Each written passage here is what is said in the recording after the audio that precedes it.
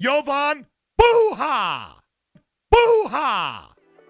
Yo, I'm Jovan Buha, Lakers beat writer for The Athletic, and welcome to episode 50 of Buha's Block.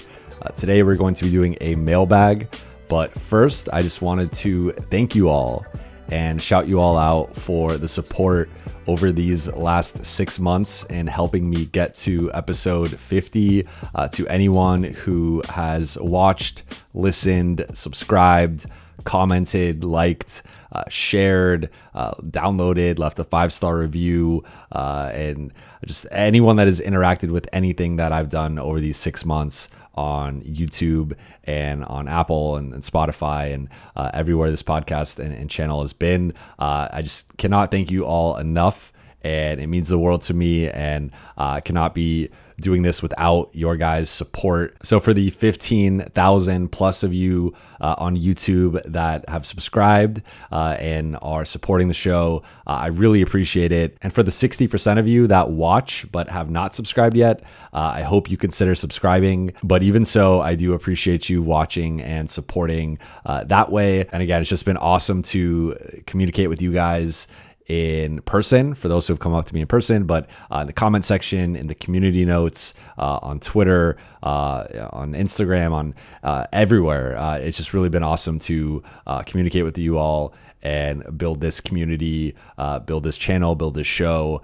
And, again, I cannot do any of this without you guys and your support and your feedback. And I cannot wait for the next 6 months and where this will be at the 1 year mark, and having a full training camp, having a full preseason, bringing you guys back on the road.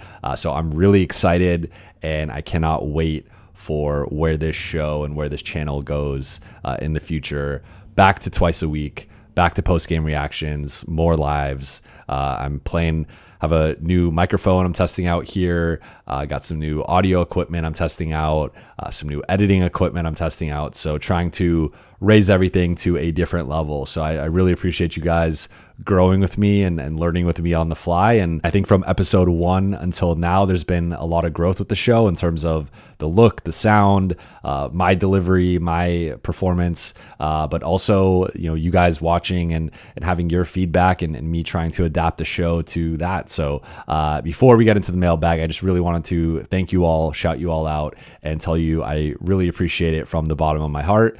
And again, I cannot wait to see where this goes. And so quickly, before we get into the mailbag, I just wanted to say, if you have been considering subscribing, I would really appreciate if you did. If you are listening to this in audio form, if you would consider following and downloading this episode, leaving a 5-star review.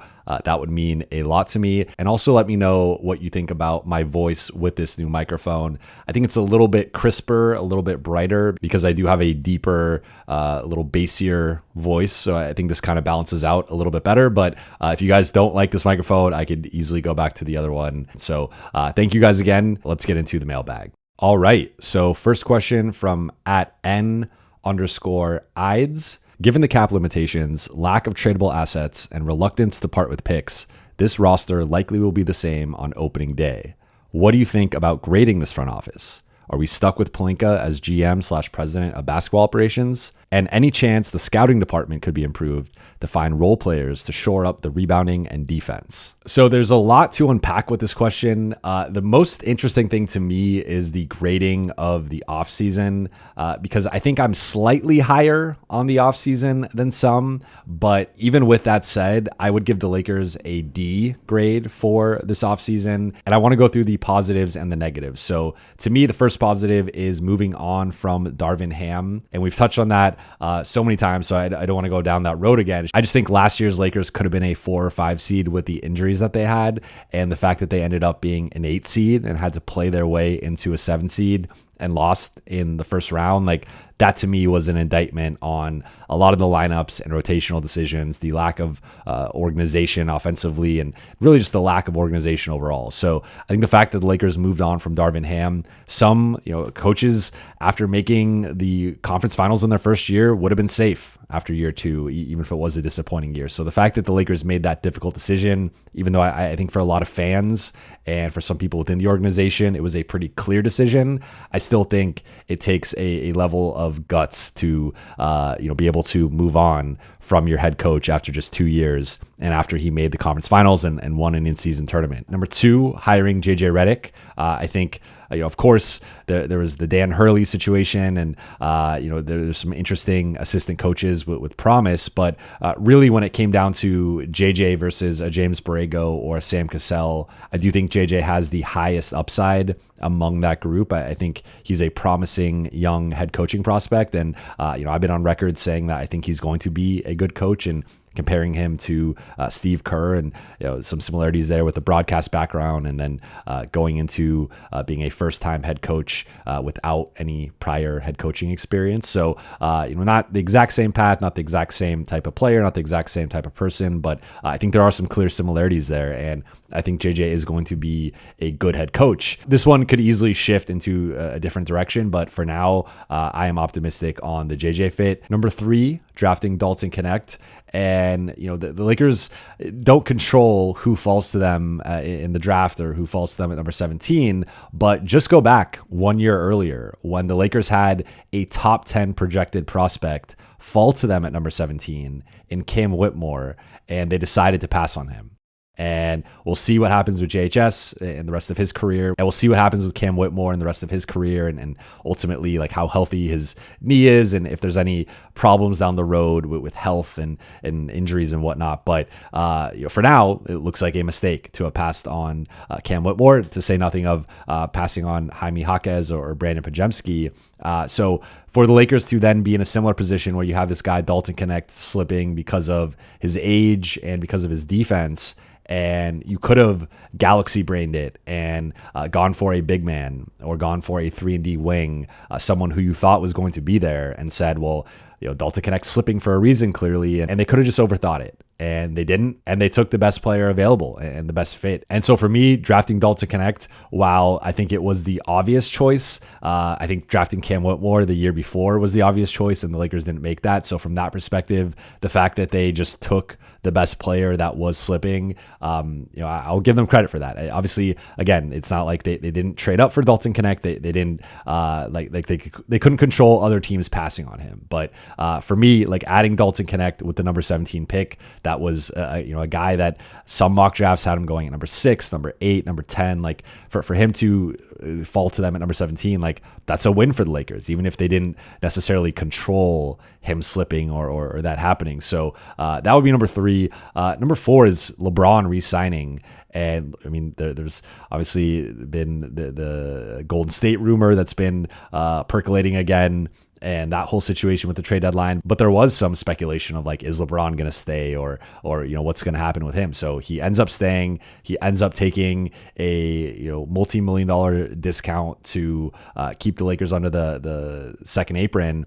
And part of that was, we'll touch on some of the negatives of the offseason and the reason why LeBron had to take a discount. But LeBron staying and keeping the LeBron-AD partnership going and giving the Lakers at least a puncher's chance to make some noise in the playoff picture, especially if they can make another move. Like that to me is a win. And then him also keeping them under the second apron is a win. And the last thing would be the Max Christie contract, which to me is a fair deal. I think it's going to be a bargain by the end of the contract. It could be a bargain as soon as this upcoming season. But looking at Max Christie and his profile, his skill set, I think he's going to be a valuable 3-and-D wing for the Lakers, either eventually as a starter or as a key bench player.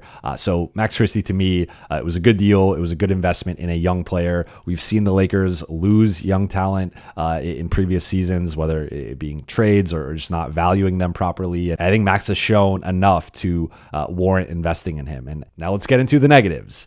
Negative number 1 is the Lakers were one of 3 teams that did not sign a free agent or trade for anyone. And those other 2 teams were Boston and Cleveland. And with both of those teams, they had several guys that they extended. And with Boston, they are coming off a championship. They are running it back. So it makes sense why they're not going to necessarily be signing anybody or making a trade. With Cleveland, they had several guys that they ended up extending and trying to keep their core together of 4 all-star caliber players. So those 2 situations makes sense of like, Boston is the defending champs and they're likely going to be the favorites next season.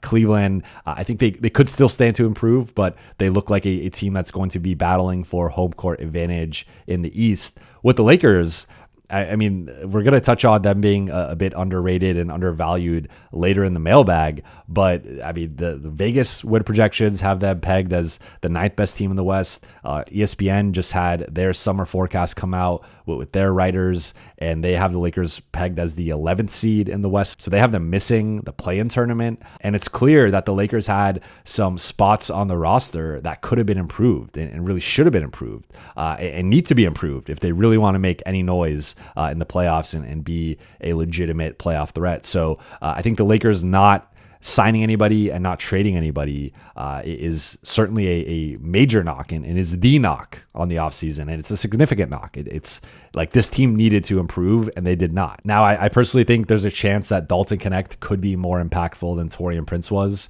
And if you're looking at adding a healthy Jared Vanderbilt, adding a healthy Gabe Vincent, and then a Dalton Connect replacing a Taurean Prince, like there is a scenario in which the Lakers top 9, top 10 are just better and more effective than last season. So, that's within the realm of possibility. I just think from a process perspective, like the Lakers needed to improve the back end of the roster. And that brings me to number 2, which is the player options. And the player options really coming back to bite them with Cam Reddish, Jackson Hayes, Christian Wood, and D'Angelo Russell all opting in from player options that they received last summer.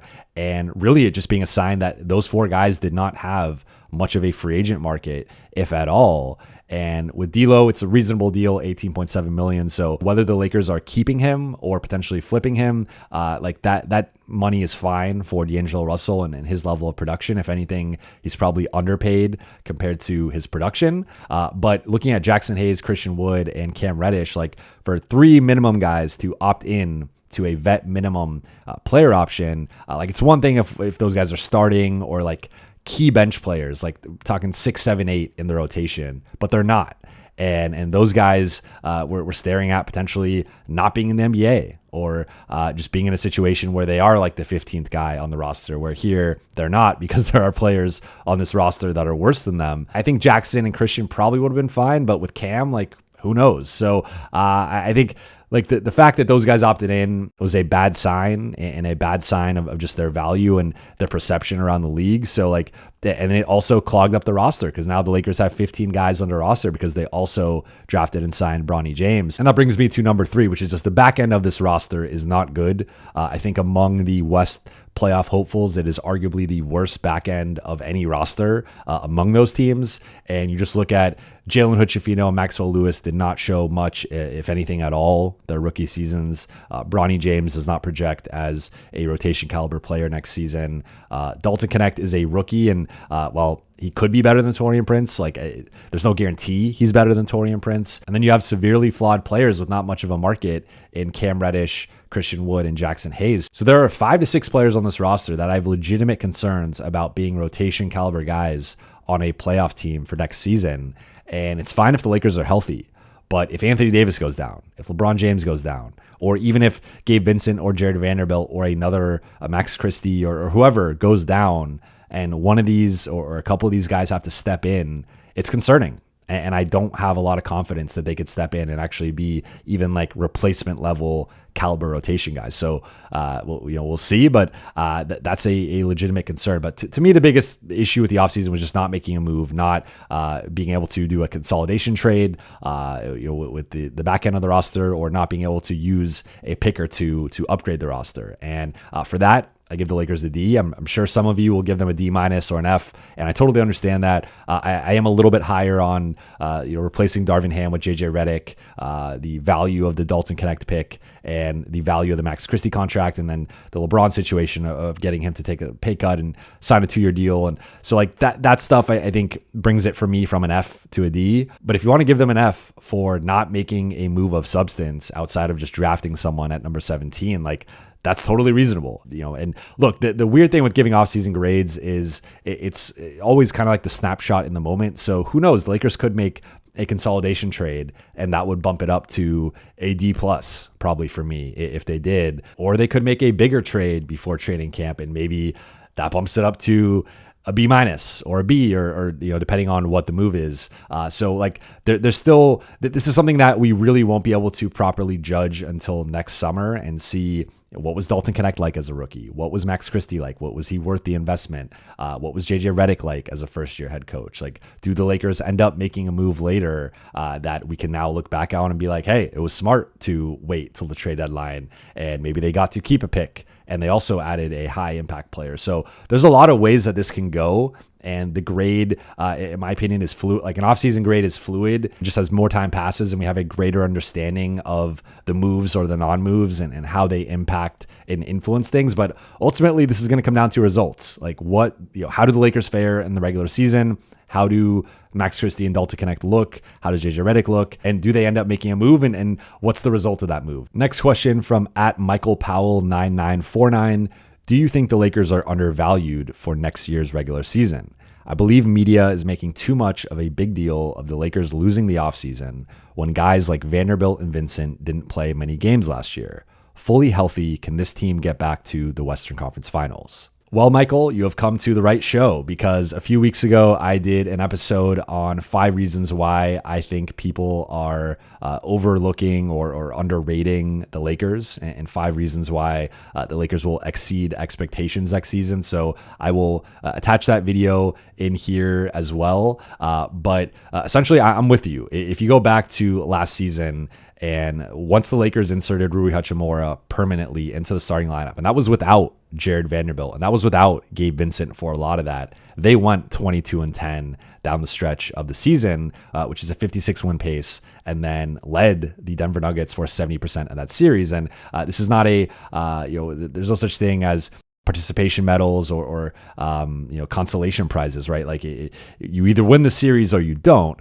But at the same time, we cannot deny like that was a close 5-game series in which the Lakers led for a lot of it and basically had 2 game-winning jumpers dropped on them by Jamal Murray. And if even one of those doesn't drop, it's a 6-game series. It's going back to LA. And maybe the Lakers could even push it to 7. And I'm not saying they would have won. I still think they would have lost. But if they had a 7-game series with the Denver Nuggets in round 1, I think we're talking and viewing this team a little bit differently. And this really on paper or based on how the series played out from like a lead perspective was closer to being a 6 or 7 game series than a 5-game series. But at the end of the day, it was a 5-game series and you were ultimately judged on the results. So I think that's why people are holding that against the Lakers. And as I mentioned earlier, the Lakers are projected as the 9th highest over-under win total by Las Vegas. ESPN just dropped their summer forecast. They had the Lakers 11th in the West. So I think from that perspective, people are just too low on the Lakers. I personally have them with the 5th highest upside in the West as currently constructed. I would still comfortably put Oklahoma City, Denver, Dallas, and Minnesota in some order, but roughly that order ahead of the Lakers in terms of the West pecking order. But if you look at the rest of the West, they have matched up really well with Phoenix and Memphis and Golden State and New Orleans and Houston. So really the only team of that group that they have not matched up well with is Sacramento, but I'm a bit lower on Sacramento than some. And I view them as like a low end play-in team and maybe even a team that might miss the play-in depending on health and other factors and just how loaded the West is. Now, I think the Lakers, because of the health concerns with LeBron and AD and some of their better players being healthier last season and that not necessarily being carrying over to this season, and then also having a rookie head coach, like if you told me the Lakers are the 6th seed or the 7th seed or the 8th seed, I would not be shocked. I would not be surprised. So I think the Lakers are in this like weird position where from a regular season results perspective, they might be a little bit lower than they should be, but in a head-to-head situation, I think they have a chance to beat any team in the West, in a 7-game series. Oklahoma City with Alex Caruso and Isaiah Hartenstein now might be like, they just might be at a different level. I think they're the best team in the West, and I think they match up much better with the Lakers now than they did a few months ago before those additions. And we know Denver, even without KCP, is going to be a thorn in the Lakers' side and is going to be a tough matchup for them. So I look at Denver and OKC as 2 teams I would clearly favor in a 7-game series against the Lakers. But Dallas, Minnesota, and the rest of the West, I think the Lakers would have a legit shot to at least push all those series to 6 or 7 games, if not win most of them. To answer your second question, I think there's a potential path to getting to the Western Conference Finals if everything breaks right for the Lakers. LeBron remains a top 10 player and does not age too much in his year 22, age 40 season. AD stays healthy. The core pieces stay healthy. They make some type of trade. And if they stay on the opposite side of the bracket of maybe Denver stumbles a little bit in the regular season and they're like a 4 or 5 seed, OKC's the 1 seed. And so those two teams are on one side of the bracket and the Lakers are like the 6 seed and they beat the 3 seed and then they beat the 2 seed and then they make the conference finals. I think that's the ceiling of this group, and that's probably like it has to be a certain path. I still think that I would favor Oklahoma City and Denver over the Lakers in almost any scenario, barring like an insane trade. I think people are underrating the Lakers. Like I would not be surprised if the Lakers end up being the 5 seed. And I think for some people that would be a surprise and that would be them overachieving. Like I think that is a potential realistic expectation for them if they're relatively healthy. And then again, if the bracket breaks a certain way, I could see them making the conference finals. But I think that is their ceiling. That is, again, a lot of things going right for that to happen. I'm not saying it's likely. I'm not predicting it. So like for anyone that's about to come at me in the comments saying you're crazy or you're like, I'm not saying that. I think right now, based on this roster, the most realistic situation would be them being a 6 to 8 seed and probably losing in the first round. So like I'm putting that out there that is like my most realistic expectation with this group. But if they make the right move, if they can stay healthy, I see a scenario in which they could be a 4 or 5 seed. And I see a scenario depending on the West bracket and the matchups where they could win a round or 2. And then that's probably it.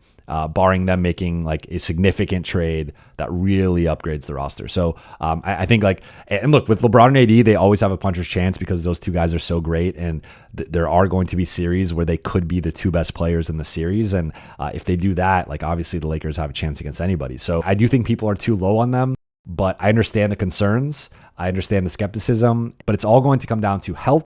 JJ Redick's performance as a first-year coach, how LeBron ages as he approaches 40, and if the Lakers can pull off a significant move that can upgrade this roster. Next question at Mbino, a big bruiser defensive big. JJ has said they need it.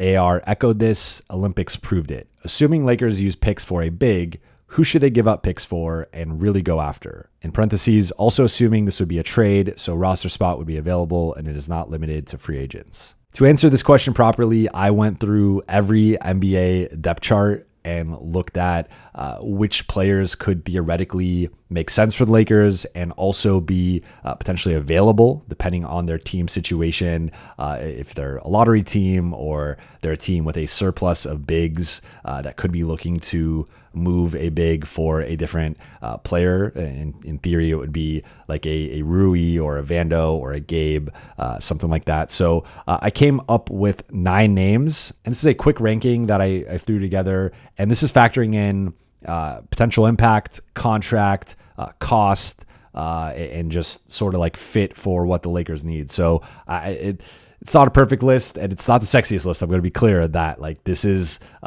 it gets grim quickly, but my quick ranking of potential candidates and how I would order them would be 1, Wendell Carter Jr., 2, Walker Kessler, 3, Clint Capella, 4, Brandon Clark, if he's available and depending on his health. That's like the one that I'm least sure on, but Brandon Clark to me is interesting. 5, Day'Ron Sharpe, 6, Robert Williams III, 7, Nick Richards, 8, Jonas Valanciunas, and 9, Jakob Poeltl. And I'll go through them each quickly. Wendell Carter Jr., I've already talked about him on here. I think the shooting and the fit next to AD, he's kind of like a 4.5. Could play, I think, next to AD, could play next to Jackson or Christian, depending on which one of those guys the Lakers keep. If they keep them, it depends on the trade. I think the cost is high, and that's the one thing that is the biggest concern with Wendell Carter. I also think defensively, like his rim protection numbers are good. I wouldn't say he's like some imposing defensive force, but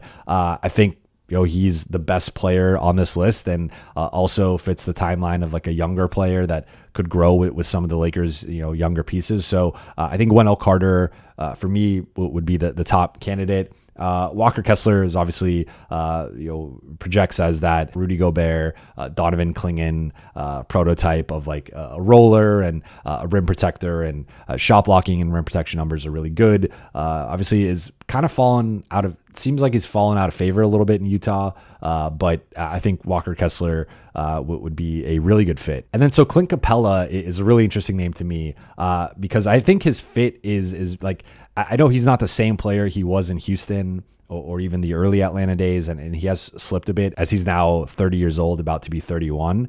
But he's on a $22.3 million expiring contract. And among players that played 50 plus games and averaged 20 plus minutes a game, so that's like high level bench players or starters, Clint Capella was 13th in field goal percentage allowed at the rim, right there with the likes of Giannis, Jaren Jackson Jr., and Jared Allen. So some pretty good defenders and rim protectors. He's an elite offensive rebounder. He led the league in offensive rebound percentage last season. He has done so in 2 of the past 4 seasons, and he has averaged 4+ offensive rebounds in 5 of the past 6 seasons. And as we know, offensive rebounding has been an issue for the Lakers in that they have not been a good offensive rebounding team, but they've also been a bad transition team over the last few years, just kind of in the aggregate. And you cannot be both. You need to be able to do one. But having a guy like Capella as a roller, as a lob threat, and as an offensive rebounder, I think would be an appealing fit. And then again, replicating some of that 2020 success with JaVale and with Dwight. He's averaged a double-double in each of the last 7 seasons. So, double-double is not everything, but it just shows like he's a really good rebounder. Clint Capella is a really good rebounder, and he's been a consistent offensive threat as a lob finisher and just as a finisher inside. Averaged 1.5 blocks per game last season. And again, I already touched on some of his defensive field goal percentage allowed at the rim, but he is a shot blocker. He's a defensive playmaker. His finishing has declined. So last year he shot 63.6% at the rim, and that was a career low mark for him. So he's often been a guy that's in the 70s and even approaching the 80s. And for him to be at 63.6% as a guy who primarily is finishing dump off passes, finishing lobs, offensive rebounds, putbacks, those types of plays, like seeing that finishing slip is certainly concerning. And the age, about to be 31, for a lot of non-stars, like entering your early 30s, the age cliff and the drop off could happen at any moment. He's not as mobile defensively as he used to be. So like there are certainly some concerns, but when you're looking at an imperfect market, I think Clint Capella makes a lot of sense. And as far as the rest of it, Brandon Clark just depends on, Memphis now has Zach Edey and Jaren Jackson Jr. Like Brandon Clark's obviously coming off a very serious injury. So like, how does he fit into the future of the team? What does he look like?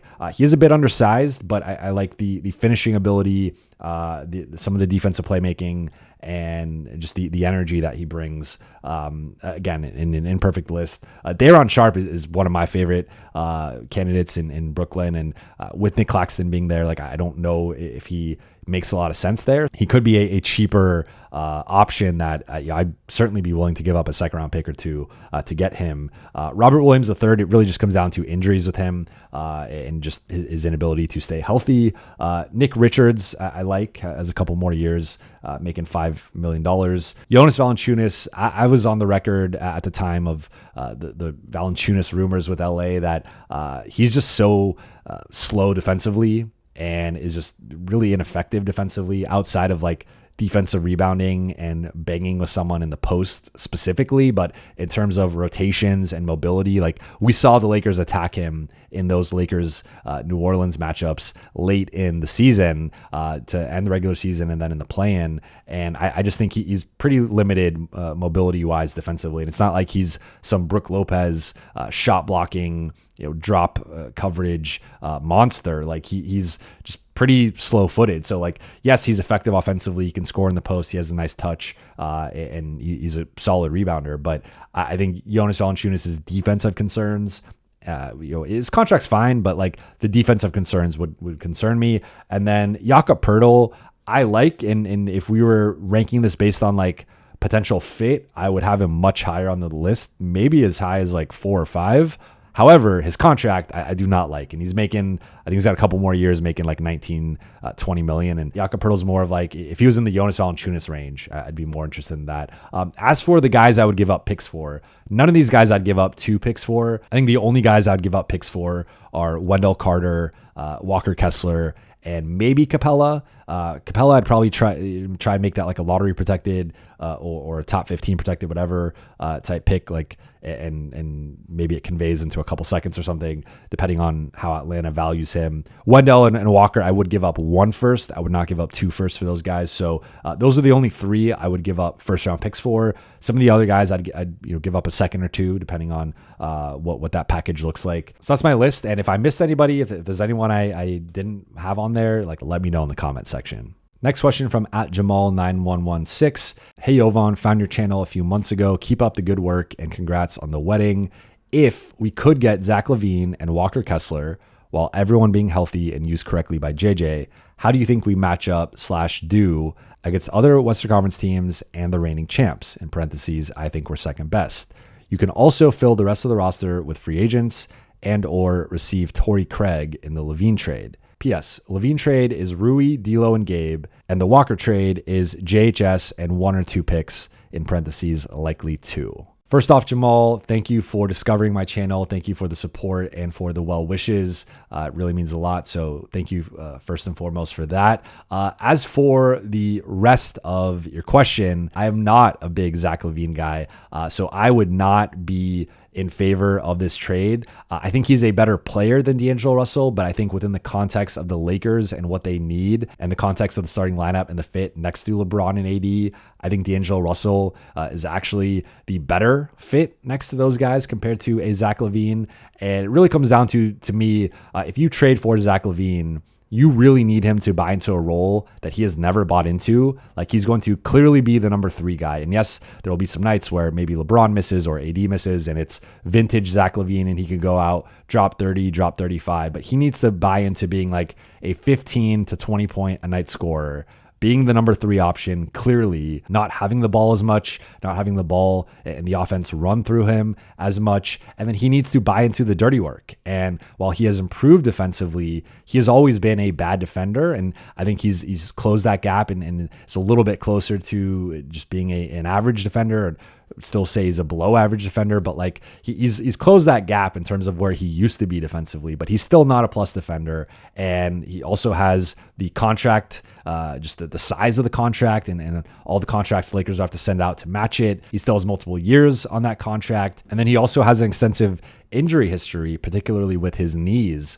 So I'm less in on the Zach LaVine potential fit. I also think if you look at a Zach LaVine, Austin Reeves backcourt, like, yes, Zach is a good penetrator and a good shot creator, but he's not quite the shooter that the sniper that D'Lo is. He's certainly not the passer that D'Angelo Russell is. And while he has the physical tools to be a better defender than D'Angelo Russell, I don't think he's consistently been a better defender than D'Angelo Russell. And look, you guys know I've been critical of D'Angelo Russell and some of the inconsistency and the performance against Denver in back-to-back playoff series and the limitation to the fit of him and Austin Reeves. But with all that said, I still am higher on D'Angelo Russell's fit compared to Zach LaVine. And look, I think Zach LaVine, again, is a better player. And I think he brings a level of athleticism and force that the Lakers could use. But given the contract size, given the defensive concerns, and so let's just say the Lakers do the 2 trades that you're talking about. Let's say the starting lineup is Walker Kessler, Anthony Davis, LeBron James, Zach LaVine, Austin Reeves.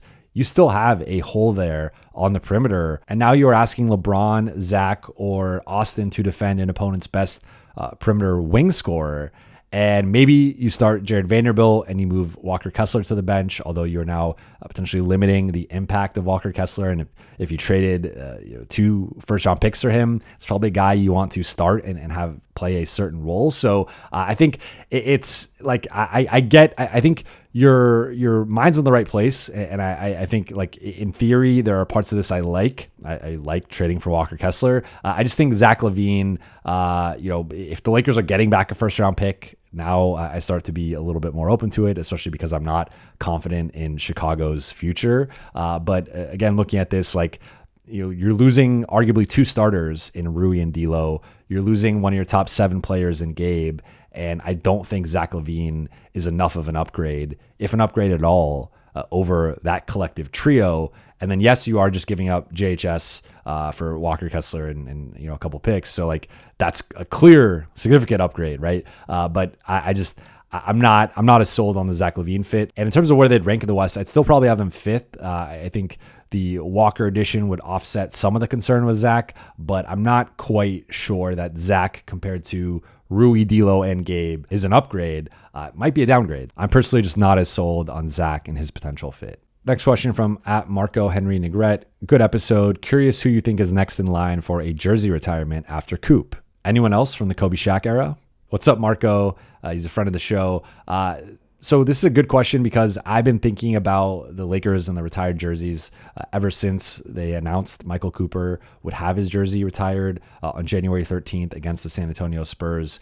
And like the Lakers clearly have a policy, official or unofficial, that you have to be a Hall of Famer or a future Hall of Famer to get your jersey retired. They are not the Boston Celtics. They are not retiring anyone that helped them win a championship. Like if the Lakers were the Celtics, I've already retired Derek Fisher, Rick Fox, Robert Horry, Bynum, although his number wouldn't have been available because Rick Fox's jersey would have been already retired, and like Lamar Odom, and like it would have been a long list of Byron Scott, like it would going back maybe Kurt Rambis, like it would have been a longer list of guys whose jerseys were retired. So the Lakers don't do that. You have to be at a certain level of basically a Hall of Famer and typically the best or second best player, maybe the third best player if it's like a James Worthy, although obviously there were times where he was arguably the second best player on the Lakers, or even the best, right? Because he won a finals MVP. So like but really like that level of like Hall of Famer and like best or second best guy on a championship team. So to me, the next guy that's going to be getting their jersey retired is going to be LeBron James. Just looking at it, I don't see anyone else unless one of those 80s Showtime guys ends up, maybe, I don't know, Byron Scott. But barring that, I don't see Derek Fisher, Rick Fox, Robert Horry, any of the Brian Shaw, like any of those guys from the early 2000s championship three-peat, getting into the Hall and getting a jersey retired. So, and then, Lamar, Bynum, like I don't see those guys getting it. So to me, the next guy is going to be LeBron whenever he ends up retiring, and he's a shoo-in to the Hall of Fame. He's a first ballot Hall of Famer. He's arguably the greatest player of all time, which is a question I will be touching on a little bit later in this mailbag. And so LeBron, to me, is the guy. And I think it ends up being number 23. That is the number that LeBron wore when the Lakers won the 2020 championship. It is the number he is the most synonymous with. And, number 6, obviously the league is retiring league-wide for Bill Russell. So I think LeBron will be the next Laker to have his jersey retired. And then I think Anthony Davis is next in line after that whenever he retires. If there's any doubt about those two guys having their jerseys retired, I'm telling you right now, they're going to have their jerseys retired. Like, they won a championship. They are both top 75 all-time players. They are both future first ballot Hall of Famers. Like, they're going to have their jerseys retired by the Lakers. So I'm just going to address that now. Like, it's going to be LeBron and AD. Next question from @Tiffany Raglan 8544. Starting lineup and bench unit. Straight to the point there, Tiffany. So this is another question that I have answered in a previous episode, but wanted to touch on it again. My projected starting lineup right now is Anthony Davis, LeBron James, Rui Hachimura, Austin Reeves, and D'Angelo Russell, with a bench unit of Jackson Hayes, Jared Vanderbilt, Dalton Connect, Max Christie, and Gabe Vincent. Now, it is subject to change. I think you can make a case in either direction for Rui Hachimura or Jared Vanderbilt as the starting small forward. I think Jared Vanderbilt makes a lot of sense because of his defense and because of the lack of defense with the rest of the lineup outside of AD. So I think, like, in an ideal world, Jared Vanderbilt is the starter. My one concern is just the offensive end. And if the Lakers can replicate some of the success that they had right before he got injured last season with his cutting and his screening and some of the off-ball movement that they were implementing within the 5-out system that they were running. And if they can do that, and Jared Vanderbilt can improve as a finisher and as a shooter, even just marginally, I think he's playable as a starter and as a that fifth piece of the starting group. If not, I think Rui Hachimura makes more sense, and just having that awesome starting lineup that's really difficult to match up with, and having teams put smaller forwards and even guards on Rui Hachimura at times, and him being able to punish them with deep seals and post ups and just shooting over them. So I think you can go, like, you can make a case either way. I lean personally towards Rui, but certainly I think in an ideal world, it is Vando. It just depends again on his offense. And then there's the Jackson Hayes, Christian Wood backup battle. And to me, it comes down to how consistent Jackson can be. Because I think his highs last year were a little bit higher than Christian's. And then also, how does Christian shoot? And can Christian really buy in and bounce back as an offensive player and then continue some of the defensive stuff he did last season that was effective? And probably in an ideal world, Christian is the backup just because of the shooting. And maybe they play both together, right? And maybe there's more AD Christian lineups, and then Jackson is the standalone big when AD is off the floor. So I think there's different ways it can go, but tentatively, that is my starting and bench unit. So I lean Rui, but again, I think you could go either way, and there are strong arguments in both players' favors. And final question from Vegeta SSJ 899: who is the greatest player ever, and what are your thoughts on We Done with the 90s? When you go back to watch 80s and 90s matchups, do you agree that the defense was overrated? You are really trying to get me in trouble here with the GOAT debate. It feels like it's almost become politicized, where you're on one side, you're in one camp, and you're not going to change your opinion. So I don't expect to change anyone's opinion with what I'm about to say. But for me, LeBron James is the GOAT. And to me, I just look at the totality of his career of playing 21 years at the level that he's played at. And you can make a case that outside of his rookie season, he has been a top 10 player in the NBA for 20 of 21 years.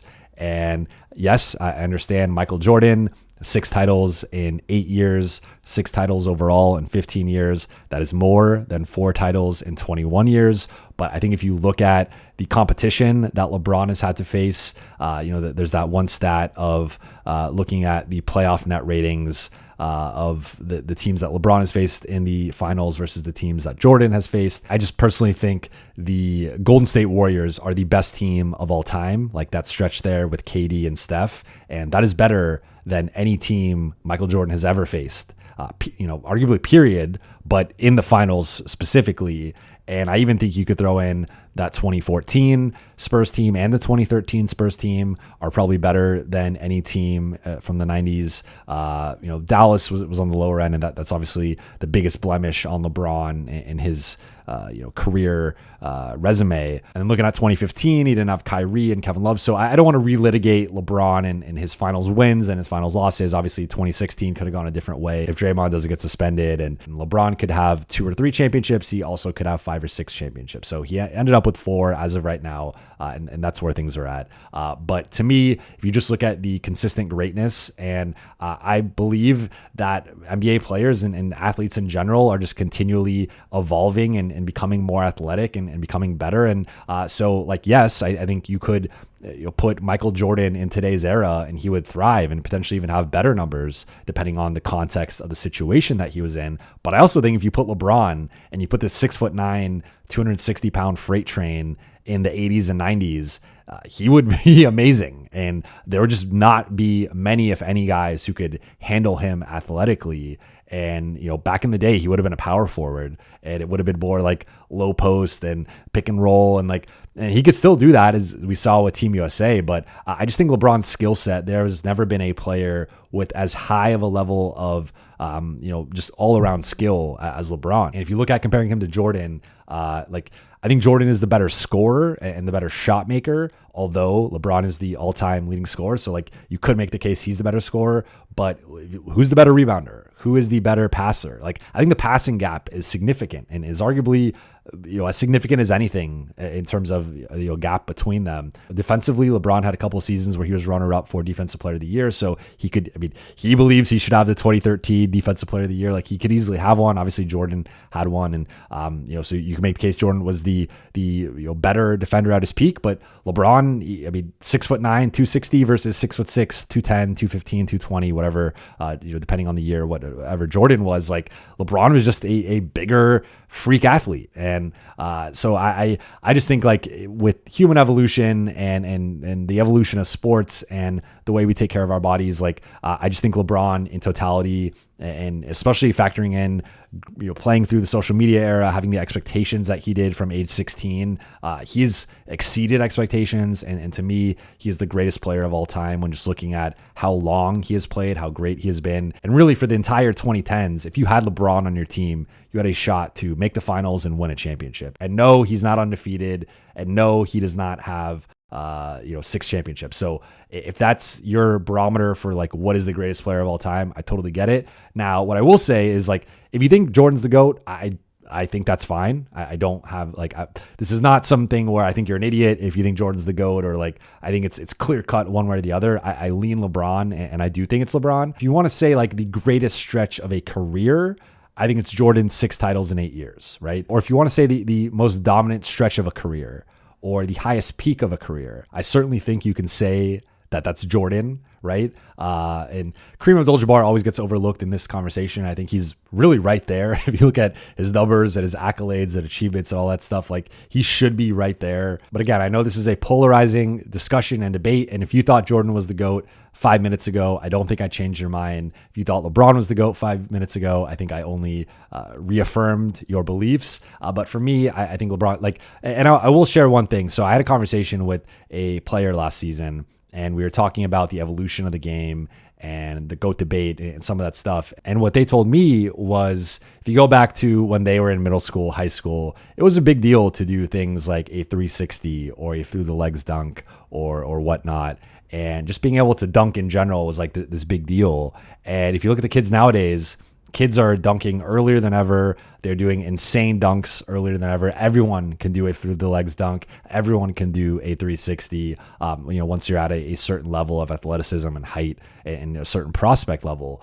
So they're just talking about like, look at human evolution, look at sports evolution of like athletes now are faster and stronger and bigger and more athletic and explosive than they were 20 years ago, 40 years ago, 60 years ago. So like, that's just how it is. And 20 years from now, there could be a player, maybe it's Victor Wembanyama, that is better than LeBron or has a better career than LeBron. So it's just a situation where like athletes continue to become better. And for me, looking at LeBron and the consistency year in and year out, the success, always giving his team a chance to win a championship, even if he didn't win as many championships as a Jordan or a Magic or a Kareem. That's just something I value. That's something that for me, like, having 21 years of LeBron, about to be 22, and him potentially being a top 10 guy in like 21 of those 22 years, like that's just insane. And having that extra 6 to 7 years on Jordan, and potentially even more depending on how long LeBron plays, like that to me is significant. And that, again, if you want to say peak, I totally get 6 in 8 years is insane. And it's like what Jordan did was special. And I really think it's like a 1A, 1B situation. But for me, I think LeBron is clearly better than him in several important aspects of the game. He's had the longevity. Like LeBron is much better than Jordan was with the Wizards, for whatever that's worth. It's not an apples to apples comparison, but I just think LeBron has aged better. He's had the longer career, and he's been right there with Jordan for most of his career in terms of advanced stats and accolades and numbers and all those things. So again, if you want to say Jordan, like who had the greatest peak, who is the best player at the peak of their powers, I think you can make a strong case for Jordan, and I would not fight you on that. If you want to say who's the GOAT, and to me that's encapsulating more of your total career and your longevity and your success and your accolades and all that stuff in one package. To me, that is LeBron. But I know some people aren't going to like that. You asked for my opinion. I'm giving it to you now. As for the rest of this question, I'm not done with the 90s. When I go back and watch the 80s and 90s games, and whether it's clips or full games, like, the defensive rules were different. Help defense was different, and some of the zoning stuff was different.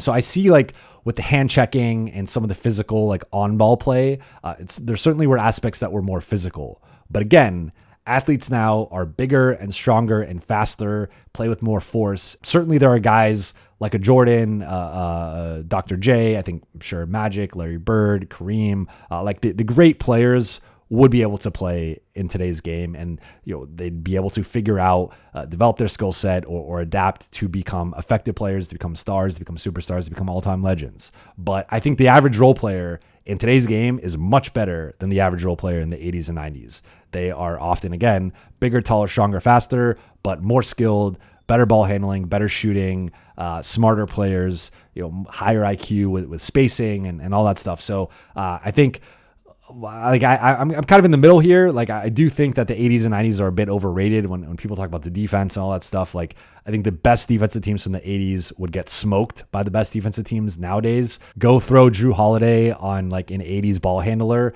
and they're going to be in jail. They're not going to be able to bring the ball up the floor with Drew Holiday guarding them. But obviously, it's tough to compare eras. And again, I think this is an evolution thing where, players get bigger, taller, faster, stronger, smarter. The game gets more complex, and that's just how the game goes. And I'm sure that'll be the case 20 years from now. And if you ask me 20 years from now, I'll say the same thing compared to this era. So that's just how things go. That's how evolution works. And so I'm not quite done with the 90s, but I do think looking at 80s and 90s defense, a lot of times it was like if you blow by your initial assignment, you're getting to the rim or you're getting an open shot, where nowadays with some of the zoning, you can manipulate that a little bit more, and you could always have a guy, near the rim or near the paint.